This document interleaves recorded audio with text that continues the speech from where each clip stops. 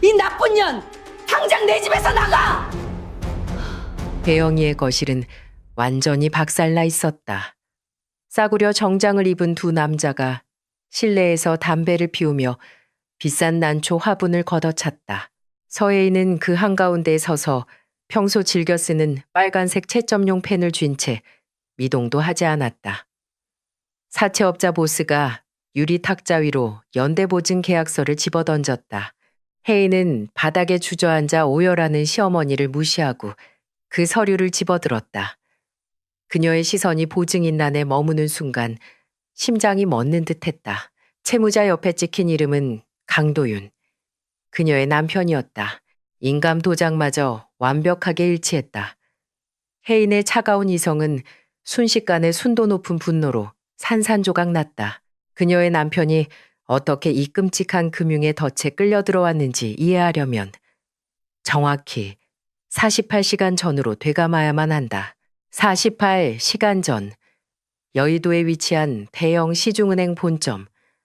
서혜인은 자신의 책상에 앉아 두 대의 모니터를 뚫어지게 바라보고 있었다. 화면에는 중견건설사의 기업 대출 신청서와 신용평가기관의 데이터가 빼곡하게 채워져 있었다. 그녀는 기업 대출 사기와 신용 리스크를 걸러내는 전문 심사역이었다. 사무실 안은 키보드를 두드리는 소리와 전화벨 소리로 가득했지만 혜인의 주변만큼은 차가운 정적이 흐르는 듯했다. 곧이어 후배 심사역이 다가와 겉보기에는 완벽해 보이는 대출 서류 뭉치를 내밀었다. 모든 재무제표와 담보 비율이 깔끔하게 맞아떨어지는 흠잡을 데 없는 서류였다. 후배는 이번 건은 아주 우량한 조건이라며 서둘러 승인을 내달라고 재촉했다. 하지만 혜인의 눈빛은 매서웠다. 그녀는 서류를 넘기던 손가락을 멈추고 늘 손에 쥐고 있던 빨간색 펜을 들어 서류의 한 부분을 강하게 내리찍었다. 후배의 시선이 펜 끝을 따라갔다. 혜인은 첨부된 법인 인감증명서의 하단에 적힌 발급일자를 가리켰다. 계약서 본문에 찍힌 서명 날짜보다 첨부된 인감증명서가 발급된 날짜가 정확히 3일 더 늦었다. 물리적으로 불가능한 일이었다.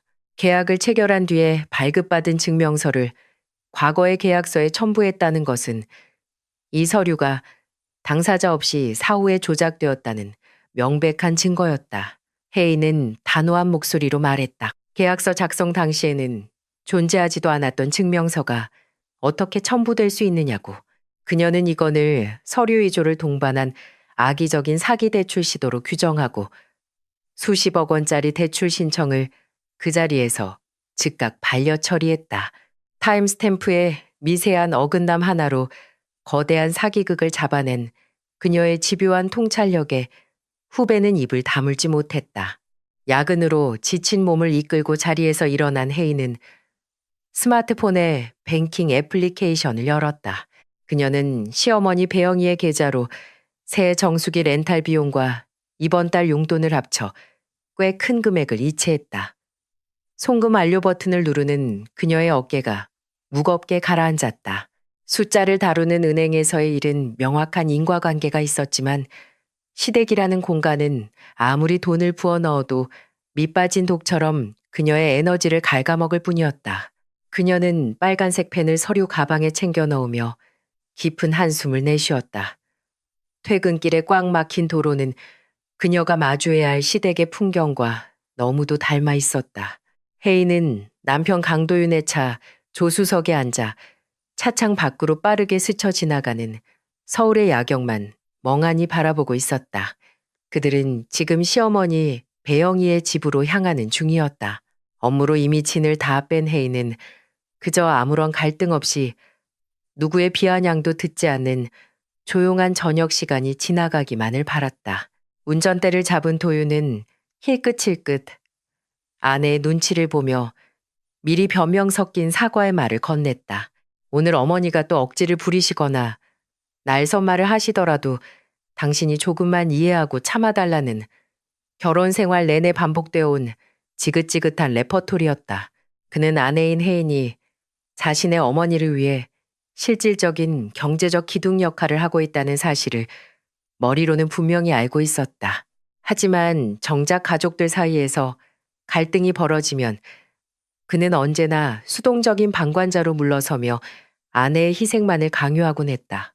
혜인은 남편의 비겁한 사과에 대답하는 대신 묵묵히 입술을 깨물며 자신의 무릎 위에 놓인 핸드백 겉면을 쓰다듬었다. 가방 안쪽 주머니에는 어제 오후 3시 10분에 은행 창구에서 직접 인출해둔 빳빳한 현금이 든 노란색 은행 봉투가 들어 있었다. 온라인 송금만으로는 며느리의 성의가 부족하다며 번번이 타박하는 시어머니를 위해 퇴근 시간을 쪼개어 특별히 준비한 것이었다. 이 두툼한 현금 봉투가 오늘 저녁만큼은 자신에게 최소한의 평화를 사다 주기를 그녀는 간절히 바랐다.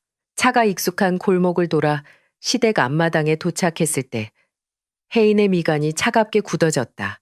좁은 주차장 입구는 번쩍거리는 새 수입, 고급 스포츠 유틸리티 차량 한 대가 떡하니 가로막고 있었다. 임시 번호판조차 채 떼지 않은 그 오만한 자태를 보는 순간 혜인은 이미 집 안에 누가 와서 진을 치고 있는지 단번에 알아차렸다. 동서인 유아린이었다. 남편의 동생인 강태경과 결혼한 아린은 얄팍한 허영심으로 똘똘 뭉친 채 시댁에서 언제나 여왕처럼 군림하는 존재였다. 혜인은 깊은 숨을 들이마시며 마음속에 단단한 방어벽을 세웠다.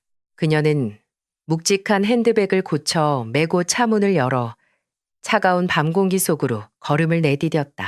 현관문을 열고 집 안으로 들어서자마자 날카롭고 과장된 웃음소리가 거실을 쩌렁쩌렁 울렸다.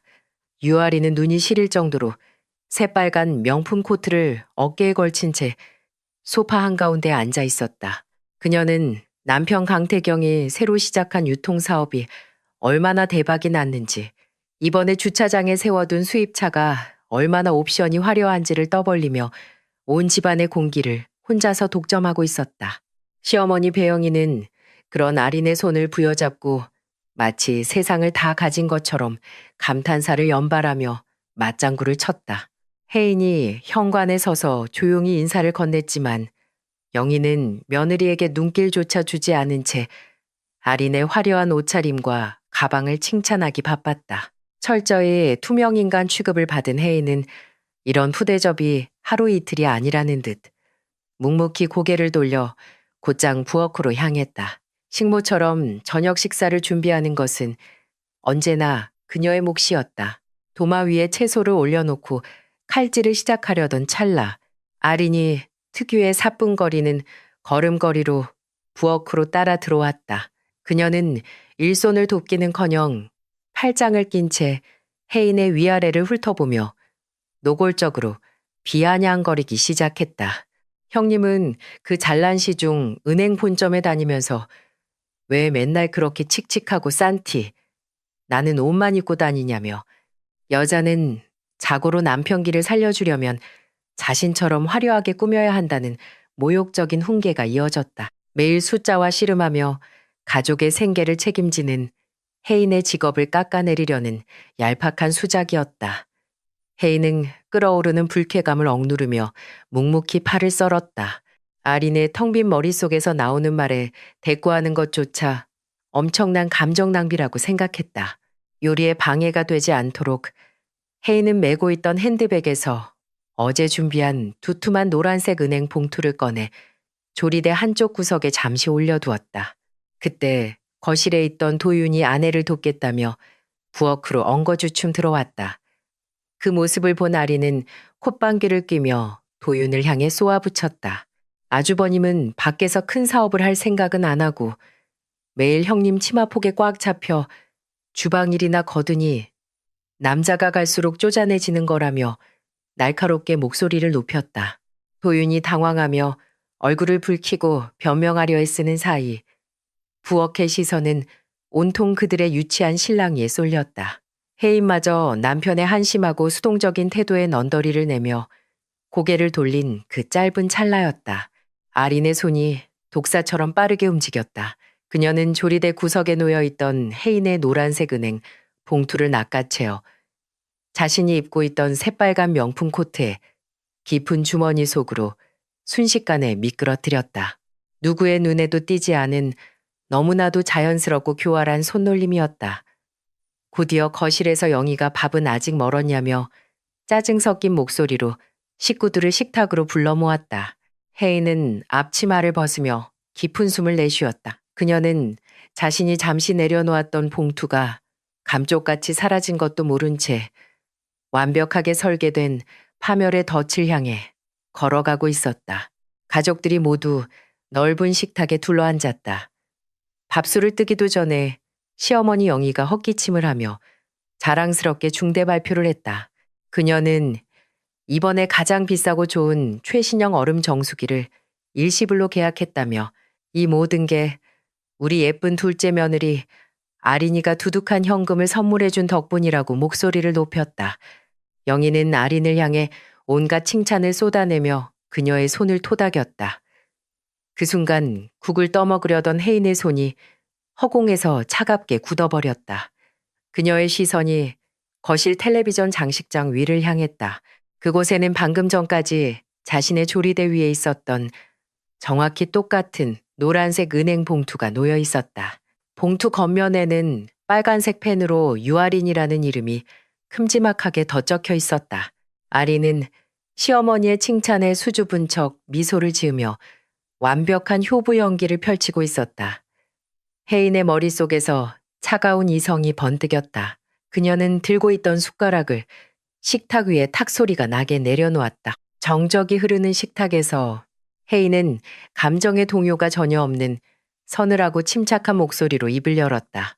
저 장식장 위에 있는 봉투에 든 돈은 어제 오후 3시 10분에 자신이 직접 은행 창구에서 인출한 현금이라고 명확하게 짚었다.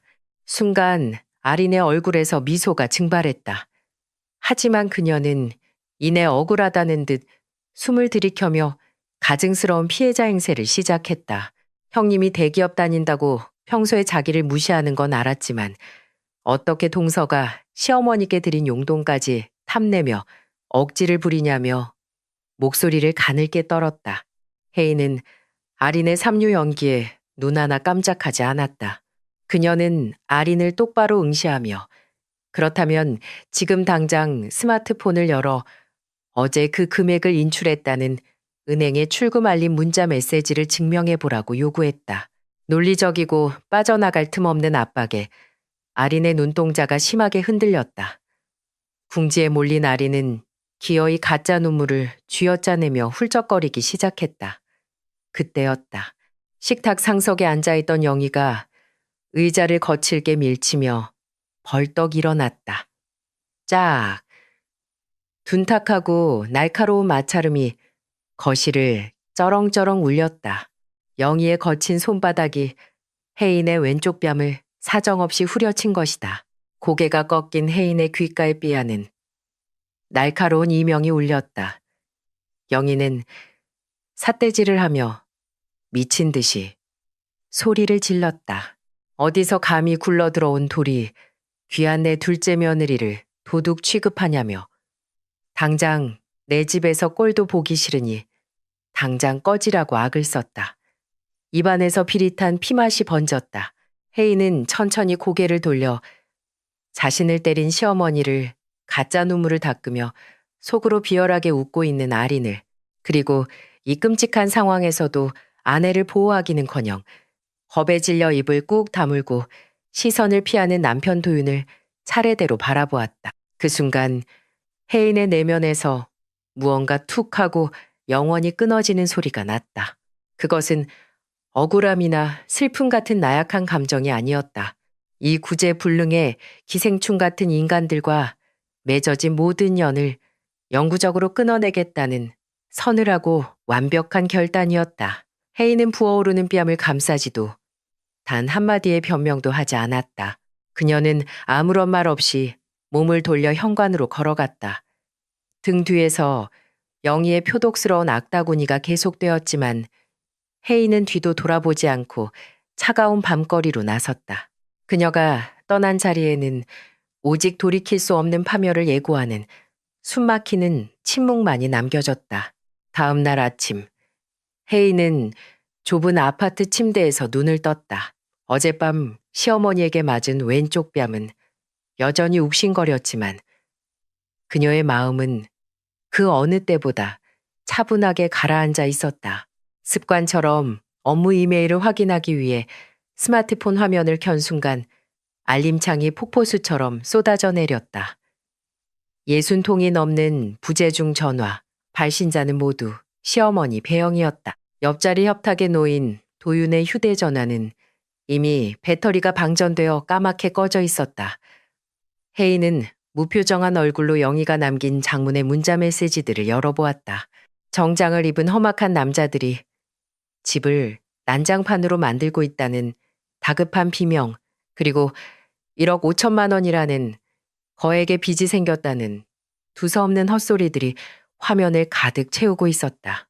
보통의 며느리라면 사색이 되어 남편을 깨웠겠지만 혜인의 내면에는 오직 차가운 호기심만 일었다. 어젯밤 자신을 내쫓으며 승리감에 도취했던 그 오만한 사람들이 하룻밤 사이에 어떻게 이토록 완벽하게 몰락했는지 그 인과관계를 확인하고 싶을 뿐이었다. 그녀는 세상 모르고 자는 도윤을 깨우지 않았다. 대신 평소처럼 단정한 출근 복장으로 갈아입고 서류 가방 안에 자신의 분신과도 같은 빨간색 채점용 펜이 제대로 들어있는지 확인했다. 식탁 위에 남편에게 휴대전화를 충전하고 금융 기록을 확인하라는 짧은 메모 한 장만을 남겨둔 채 혜인은 조용히 현관문을 나섰다. 은행으로 출근하기 전 그녀가 먼저 들러야 할 곳이 생겼다. 혜인은 은행으로 향하던 발길을 돌려 시어머니의 집으로 향했다. 리스크 심사역으로서 재난의 규모와 원인을 직접 눈으로 평가하기 위해서였다. 도착한 시댁의 풍경은 어젯밤에 오만했던 모습과는 완전히 딴판이었다. 굳게 닫혀있던 대문은 활짝 열려 있었고 마당에는 싸구려 정장을 틱틱하게 차려입은 덩치, 큰 두 남자가 담배를 뻐끔거리며 서 있었다. 그들은 영희가 애지중지하며 키우던 비싼 동양난 화분들을 구두발로 툭툭 걷어차며 박살내고 있었다. 위협적인 분위기였지만 혜인은 눈썹 하나 까딱하지 않았다. 그녀는 마치 부실기업에 파견된 냉혹한 정부 감사관처럼 얼음장 같은 위험을 뿜어내며 남자들을 지나쳐 난장판이 된 거실로 들어섰다. 바닥에는 온갖 서류와 집기들이 널브러져 있었고 영희는 그 한가운데에 주저앉아 짐승처럼 오열하고 있었다. 혜인의 구두 발소리를 들은 영희는 흠칫 놀라 고개를 들더니 이내 바닥을 기어와 혜인의 발목을 부여잡았다.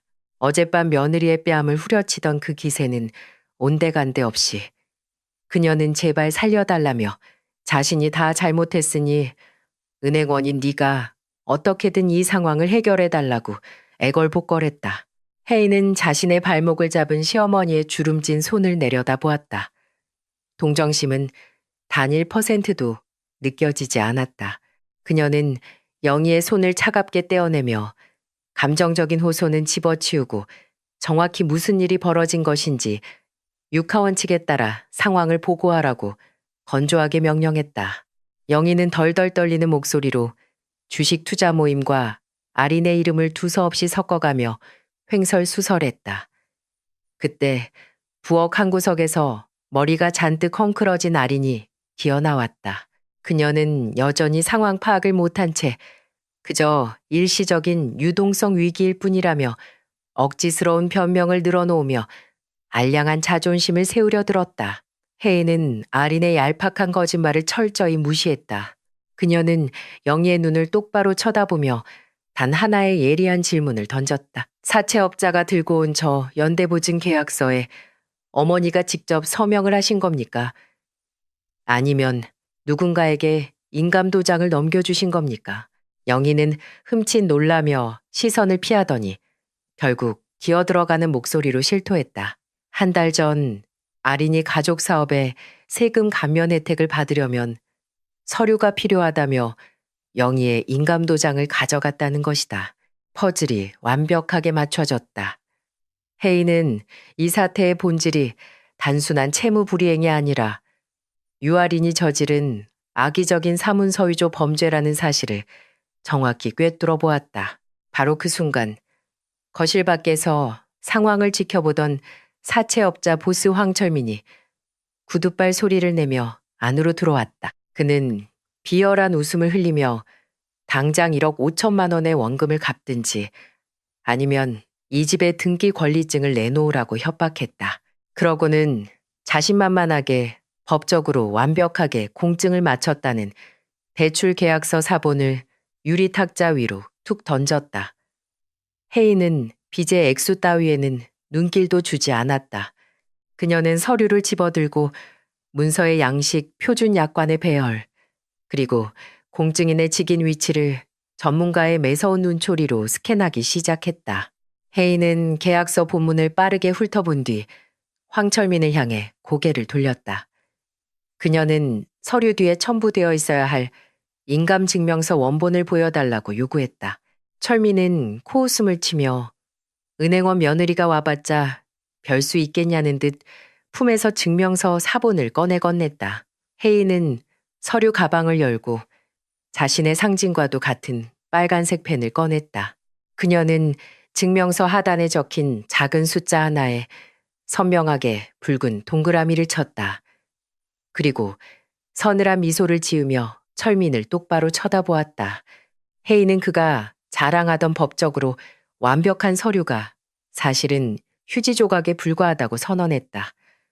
그녀는 빨간색으로 표시된 날짜를 톡톡 두드리며 설명했다. 대출 계약서에 적힌 서명 날짜는 10월 12일인데 첨부된 인감증명서의 발급일자는 10월 15일이었다.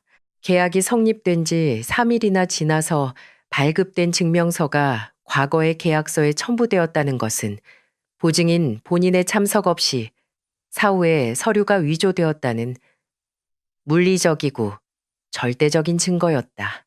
혜인은 금융법의 허점을 찌르며 이렇게 명백한 하자가 있는 위조 서류로는 법원에 가압류 신청은커녕 이 집의 문지방 하나도 합법적으로 빼앗을 수 없다고 못을 박았다. 그 바닥의 생리를 누구보다 잘 아는 사채업자들은 순간 얼어붙었다. 서류에 치명적인 결함이 드러난 이상 그들의 협박은 법적 효력을 상실한 빈 껍데기가 되어버린 것이다. 철민은 서류를 엉터리로 꾸민 브로커를 향해 거칠게 욕설을 내뱉었다.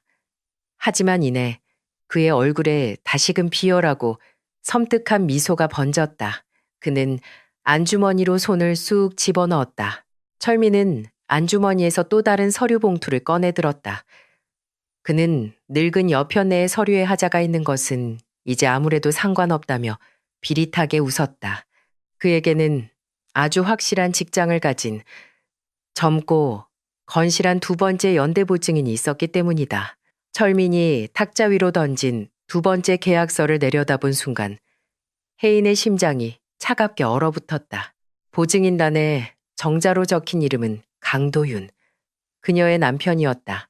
그 옆에는 도윤의 인감도장이 선명하게 찍혀 있었고 이번에는 계약 날짜와 인감증명서 발급일자까지 소름 끼치도록 완벽하게 일치했다. 혜인의 머릿속을 지배하던 차가운 논리가 순식간에 순도 높은 분노로 산산조각 났다. 유아리는 시어머니의 노후를 박살낸 것으로도 모자라 혜인의 남편까지 이 끔찍한 사체의 늪으로 끌고 들어간 것이다. 철민은 껄렁하게 웃으며 내일 아침 당장 시중은행에 다니는 남편의 월급에 가압류를 걸어버리겠다고 통보한 뒤 부하들을 이끌고 집을 빠져나갔다. 거실에는 다시 무거운 정적이 내려앉았다. 혜인은 천천히 고개를 돌려 사시나무 떨듯 떨고 있는 아린을 응시했다. 혜인의 눈빛은 이미 인간을 바라보는 것이 아니라 반드시 짓밟아 없애야 할 해충을 향해 있었다. 만약 당신의 배우자 가족이 남편의 명의를 몰래 도용하여 거액의 불법 대출을 받았다면 당신은 가족 전체를 구하기 위해 노력하시겠습니까? 아니면 오직 남편만을 구하고 나머지는 파멸하도록 내버려 두시겠습니까? 혜인은 짐승처럼 웅크린 아린을 것이 구석의 장식장 쪽으로 몰아붙였다. 방금 전까지 오만하게 턱을 치켜들고 있던 아린의 화려했던 겉모습은 온데간데 없이 구겨져 있었고 그녀의 눈동자는 극도의 공포로 미친 듯이 흔들렸다. 혜인은 한치의 흔들림도 없는 서늘한 목소리로 도대체 무슨 권리로 남편의 명의를 도용하여 사채를 끌어다 썼느냐고 추궁했다. 아린은 덜덜 떨리는 두 손으로 자신의 머리를 감싸주며 끝까지 알량한 거짓말을 짜냈다. 아주버님이 가족의 사업을 돕겠다며 자발적으로 도장을 내어주었다는 앞뒤가 전혀 맞지 않는 억지스러운 변명이었다. 혜인은 그 얄팍하고 역겨운 거짓말을 단칼에 베어버렸다. 도윤의 인감도장은 자신들의 아파트 안방, 그것도 이중으로 자물쇠가 채워진 서랍장 가장 깊숙한 곳에 보관되어 있었다. 그 서랍의 열쇠와 비밀번호는 오직 금융권에서 일하는 혜인만이 철저하게 관리하고 있었다. 혜인이 한 걸음 더 다가가며 자물쇠를 부수고 무단 침입이라도 한 것이냐고 목소리를 낮춰 으름장을 놓자 거실 바닥에 엎드려 넋을 잃고 있던 시어머니 영희가 갑자기 자신의 가슴을 치며 통곡하기 시작했다. 영희는 며느리의 날선 추궁이 뿜어내는 압박감을 견디지 못하고 결국 흉측한 진실을 토해내고 말았다. 지난번 혜인의 아파트에 밑반찬을 가져다 준다는 핑계로 방문했을 때 혜인이 잠시 집을 비운 틈을 타 영희가 몰래 안방에 들어가 아들의 도장을 훔쳐냈다는 것이다. 영희는 눈물 콧물을 쏟아내며 아린이 세금 감면 혜택을 받으려면 가족의 도장이 형식적으로만 필요하다고 부추겼다며 모든 책임을 동서에게 떠넘기려 했었다. 혜인은 온몸의 피가 차갑게 식어내리는 것을 느꼈다. 시어머니는 자신이 편애하는 둘째 며느리의 탐욕스러운 허영심을 채워주기 위해 친아들의 목에 직접 사채라는 치명적인 올가미를 걸어버린 것이다.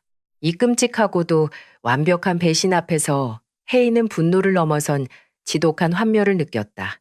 그녀는 바닥을 구르며 변명하는 시어머니와 구석에서 벌벌 떠는 동서를 번갈아 내려다보았다.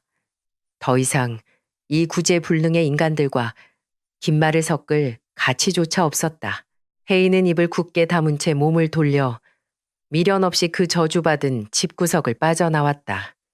이제 그녀에게 남은 것은 자비 없는 완벽한 전쟁뿐이었다. 차에 올라탄 혜인은 운전대를 쥔 두 손의 관절이 하얗게 질릴 정도로 꽉 힘을 주었다. 그녀의 머릿속은 이미 차가운 법률적 계산과 리스크 분석으로 빠르게 돌아가고 있었다. 가족 간의 인감도장 도용은 민사소송으로 끌고 갈 경우 그 입증 과정이 지독하게 까다롭고 길어지기 십상이었다. 법원은 종종 가족 내부에 암묵적인 동의가 있었을 것이라고 추정하는 경향이 있기 때문이다. 사채업자들은 내일 당장 남편 도윤의 시중은행 월급 통장에 가압류를 걸고 직장으로 찾아와 행패를 부릴 텐데 느긋하게 법정 공방을 벌일 시간 따위는 없었다. 이 불리한 판을 단번에 뒤집으려면 단순한 가족 간의 도용이 아니라 제3자에 의한 명백한 형사적 범죄, 즉 사문서위조의 결정적 증거를 찾아내어 경찰에 넘겨야만 했다. 혜인은 즉시 휴대전화를 들어 도윤에게 전화를 걸었다.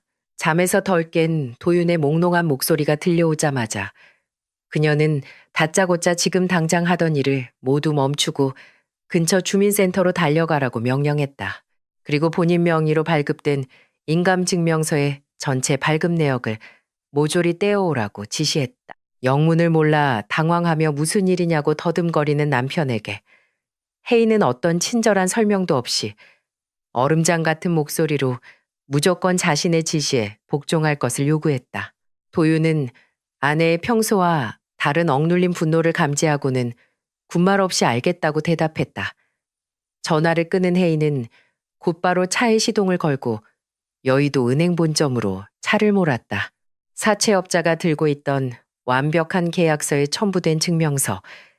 누군가는 그 증명서를 발급받기 위해 정부의 무인민원 발급기 앞에 섰을 것이다. 그 정확한 시간과 장소를 특정하려면 그녀의 책상 위에 있는 2대의 업무용 모니터와 금융 전산망이 반드시 필요했다. 이른 아침 텅 빈 사무실에 도착한 혜인은 숨을 돌릴 틈도 없이 컴퓨터 전원을 켰다. 그녀는 평소 남편의 연말정산과 세금 관리를 위해 자신이 직접 보관하고 있던 도윤의 공동인증서를 이용해 정부의 전자민원 포털에 접속했다.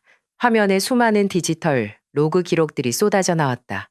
혜인의 눈동자가 모니터 위를 빠르게 훑으며 사채업자의 계약서에 적혀 있던 그 날짜 주변의 기록들을 이잡듯 뒤지기 시작했다.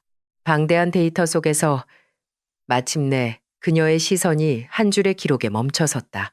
정확히 3주 전, 오후 2시 14분, 도윤의 명의로 인감증명서 한 부가 발급된 기록이 선명하게 남아 있었다. 혜인은 곧바로 해당 증명서가 발급된 기기의 고유 번호와 위치를 추적했다. 결과는 놀라웠다. 발급 장소는 도윤의 직장이나 집과는 완전히 동떨어진, 그가 평소에 갈 일조차 없는 낯선 구청의 무인 민원, 발급기였다. 누군가 훔친 도장과 신분증을 들고 그곳까지 가서 기기를 조작했다는 뜻이었다. 범행의 정확한 시간과 장소를 확보한 혜인의 입가에 서늘한 미소가 번졌다. 하지만 이것만으로는 부족했다. 도윤이 그곳에 없었다는 사실을 증명하는 동시에 유아린이 그 기기 앞에 서 있었다는 것을 입증해야만 했다. 혜인은 위조 문서가 만들어진 정확한 타임스탬프를 손에 쥐었습니다. 과연 그녀는 이 시간 기록을 이용해 어떻게 신우이의 범행을 직접적으로 증명해낼 것이라고 생각하십니까? 혜인은 지체 없이 2번째 모니터를 켜고 은행 내부 시스템망에 접속했다. 그녀는 도윤이 사용하고 있는 신용카드의 결제 승인 내역을 실시간으로 불러왔다. 마우스 휠을 빠르게 굴려 3주 전인 10월 12일 일의 기록으로 돌아간 그녀는 오후 2시 14분을 전후로 1시간대의 결제 내역을 샅샅이 살폈다. 그리고 마침내 결정적인 타임라인을 찾아냈다. 오후 2시 10분, 도윤의 법인카드가 강남의 한 식당에서 결제된 기록이 뚜렷하게 남아 있었다. 증명서가 발급된 낯선 구청의 무인 발급기와 도윤이 점심을 먹고 결제를 한 강남의 식당은 물리적인 거리가 무려 20km나 떨어져 있었다. 단 4분 만에 서울 도심의 꽉 막힌 도로를 가로질러 2 장소에 동시에 존재하는 것은 물리적으로 절대 불가능했다. 이 완벽하고도 빈틈없는 알리바이는 사채업자가 들이민 그 완벽한 계약서에 도윤이 직접 서명하지 않았다는 사실을 입증하는 절대적인 방패였다. 혜인은 결제 내역을 캡처하여 저장하며 차갑게 눈을 빛냈다. 남편의 결백은 완벽하게 증명되었다. 하지만 그녀의 목표는 단순한 방어가 아니었다. 이 사태의 주동자인 유아린을 형사 고발의 덫으로 올가매기 위해서는 그 무인 발급기 앞에 서 있던 인물이 바로 아린이라는 것을 증명할 스모킹건이 필요했다. 무인 민원 발급기 주변에는 구청에서 관리하는 방범용 폐쇄회로 카메라가 설치되어 있다는 것을 혜인은 누구보다 잘 알고 있었다. 하지만 합법적인 절차를 거쳐 경찰의 압수수색 영장을 받아 영상을 확인하려면 최소 며칠의 시간이 소요될 터였다. 사채업자들은 내일 당장 남편의 목줄을 조이러 올 것이기에 그녀에게는 단 하루의 지체도 허락되지 않았다. 혜인은 스마트폰의 연락처를 빠르게 검색하여 몇 년 전 은행을 퇴사하고 해당 구청의 시설관리 부서로 이직한 옛 동료의 번호를 찾아냈다. 그녀는 전화를 걸어 사적인 친분을 총동원해 비공식적인 부탁을 건넸다. 딱 그 10분간의 녹화 영상만 확인해서 기기 앞에 서 있던 사람의 인상착의만 묘사해달라는 간곡한 요청이었다.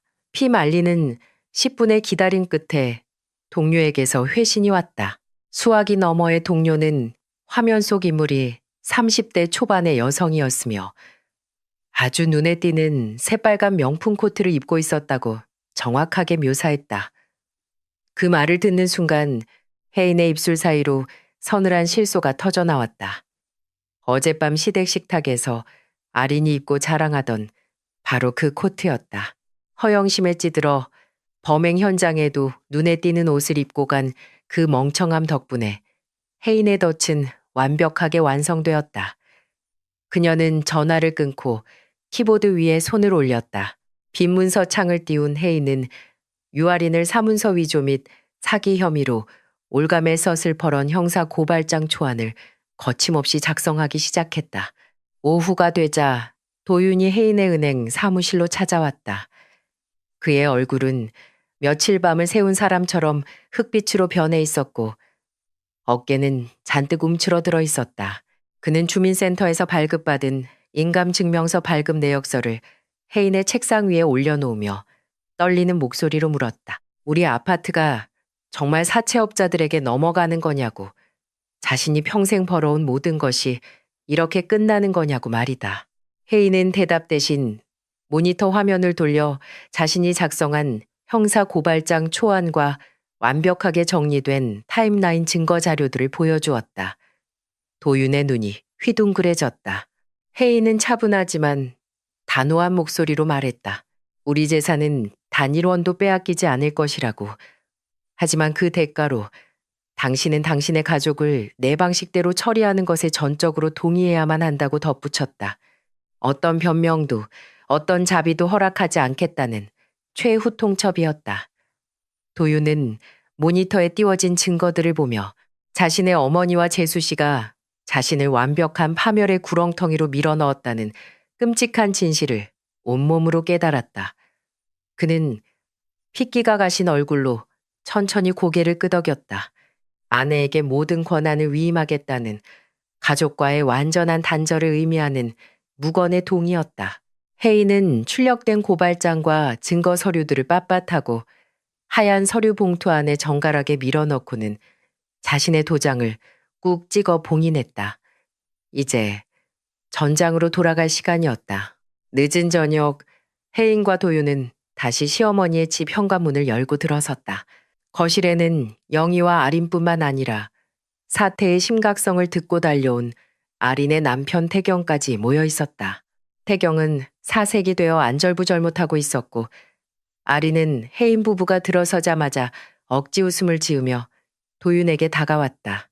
그녀는 아주버님이 아파트를 담보로 대출을 조금만 받아서 이자만 먼저 막아주시면 자신이 어떻게든 사업을 정리해서 금방 갚아주겠다며 끝까지 뻔뻔한 통제력을 유지하려 들었다. 하지만 혜인은 아린의 존재 자체를 지워버린 사람처럼 그녀를 완전히 무시하고 지나쳤다. 혜인은 거실 중앙의 식탁으로 걸어가 평소 시어머니 영희가 앉아 집안의 권력을 휘두르던 상석에 아주 자연스럽고 당당하게 앉았다. 그리고 들고 온 하얀 서류 봉투를 유리 탁자 위에 소리가 나도록 내려놓았다. 순간 거실의 공기가 얼어붙듯 무거운 정적이 내려앉았다. 태경이 마른 침을 삼키며 그 봉투 안에 든 것이 무엇이냐고 조심스럽게 묻자 혜인은 탁자 건너편의 아린을 똑바로 응시하며 서늘하게 입을 열었다. 혜인의 입에서 나온 첫 마디는 교도소로 가는 편도 티켓이라는 서늘한 선고였다. 아린은 흠칫 놀라면서도 형님이 또 과장된 쇼를 한다며 코웃음을 쳤다. 아주버님이 분명히 보증을 서겠다고 동의했는데 왜 이제 와서 딴소리냐며 억지를 부렸다. 혜인은 더 이상 말로 실랑이를 벌이지 않았다. 그녀는 하얀 봉투를 열어 첫 번째 서류를 탁자 위로 미끄러뜨렸다. 도윤의 법인 카드 결제 영수증이었다. 이어서 무인민원 발급기에 발급 로그 기록을 꺼내 그 옆에 나란히 놓았다. 혜인은 검사처럼 또렷하고 날카로운 목소리로 팩스를 읊어내려갔다. 오후 2시 14분. 네가 구청 무인 발급기에서 이 증명서를 뽑고 있을 때 도윤 씨는 20km나 떨어진 강남의 식당에서 법인카드로 점심을 결제하고 있었다고. 어떻게 한 사람이 동시에 두 장소에 존재할 수 있느냐는 혜인의 논리적인 일격에 아린의 얼굴이 하얗게 질렸다. 하지만 아린은 기어이 발악하며 혜인이 서류를 조작한 것이라고 악을 썼다. 혜인은 아린의 비명을 차갑게 자르며 마지막 쐐기를 박았다. 그 구청 무인 발급기 앞에는 방범용 폐쇄회로 카메라가 돌아가고 있으며 그 시간 그 기계 앞에 서 있던 여자는 아주 눈에 띄는 새빨간 명품 코트를 입고 있었다고 말했다. 어제 저녁 네가 이 식탁에서 그렇게 자랑해 마지 않던 바로 그 코트 말이다. 색깔이 참 잘 어울리더라는 혜인의 비아냥 섞인 칭찬에 아리는 숨을 헐떡이며 뒤로 주저앉았다. 완벽하게 퇴로가 차단된 덫에 걸렸음을 깨달은 것이다. 태경은 경악하며 아내의 어깨를 틀어쥐고 정말로 형님의 명의를 도용해 범죄를 저지른 것이냐고 미친 듯이 소리를 질렀다. 영희는 바닥에 엎드려 통곡하기 시작했다. 자신이 쌓아올린 허영의 제국이 산산조각 나는 것을 목도한 아리는 결국 도윤의 바닥으로 기어가 바짓가랑이를 붙잡고 눈물을 쏟아냈다. 가족의 사업을 살려보려다 순간적으로 잘못된 판단을 한 것이라며 제발 한 번만 용서해달라고 애원했다. 혜인은 그 역겨운 광경을 내려다보며 하얀 봉투에서 마지막 서류인 형사 고발장을 꺼내들었다. 그녀는 이미 이 고발장의 사본이 사채업자 황철민의 사무실 팩스로 전송되었다고 통보했다. 형사 범죄로 위조된 서류이기에 도윤의 보증계약은 원천무효가 되었음을 사채업자들도 이제 분명히 알게 되었을 것이라고 덧붙였다. 혜인은 바닥에 엎드린 아린을 향해 최후 통첩을 내렸다. 선택지는 단 2개뿐이었다. 지금 당장 경찰서로 걸어 들어가 사문서 위조와 사기 혐의를 자백하고 모든 빚을 자신의 이름으로 돌려놓는 것. 만약 그렇게 한다면 시어머니가 도장을 훔친 절도죄에 대해서는 눈 감아 주겠다고 했다. 하지만 만약 거부한다면 내일 오전 9시 정각에 이 고발장은 검찰청 민원실에 정식으로 접수될 것이라고 선언했다. 아리는 절망적인 비명을 지르며 바닥에 엎어졌다. 며느리가 완전히 무너지는 것을 본 영희는 이번에는 혜인에게 기어와 어젯밤 뺨을 때린 것을 사과하며 손이 발휘되도록 빌었다. 은행원인 네 뛰어난 능력으로 우리 집이 사채업자에게 넘어가는 것만은 막아달라며 염치 없는 눈물을 흘렸다. 혜인은 자신을 올려다보는 영희를 얼음장 같은 눈빛으로 내려다보았다. 어머니의 서류는 첨부 파일에 하자가 있었을 뿐 서명 자체는 본인이 직접 한 것이 맞지 않느냐며 그 빚은 법적으로 온전히 어머니의 몫이라고 차갑게 선을 그었다. 자신은 그 뛰어난 능력으로 자신의 남편을 구했을 뿐 자신을 학대하고 뺨을 때린 가해자를 구하기 위해 능력을 쓸 생각은 추호도 없다는 완벽한 절연의 선언이었다.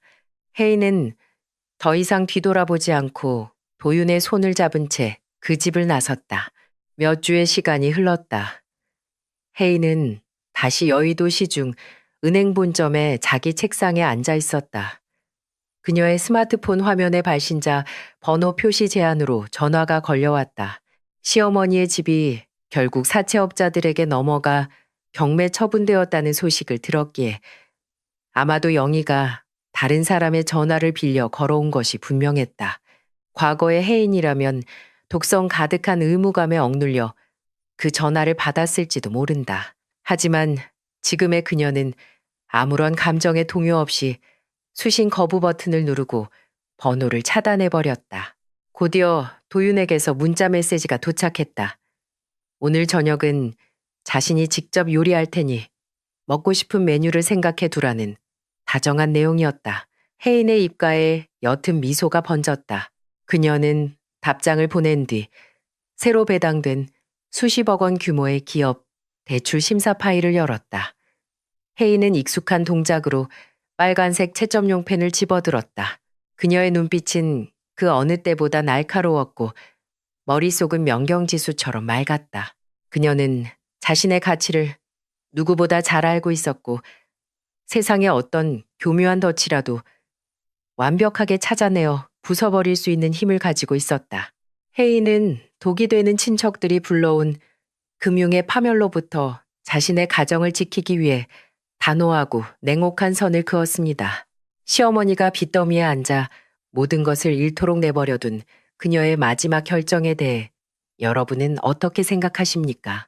과연 그것이 정당한 대가였는지 아니면 너무 가혹한 처사였는지 여러분의 솔직한 의견을 댓글로 남겨주세요. 전문가의 차가운 이성이 만들어낸 이 통쾌한 정의 구현의 이야기가 마음에 드셨다면 구독과 좋아요를 눌러주시고 다음 영상도 기대해 주시기 바랍니다.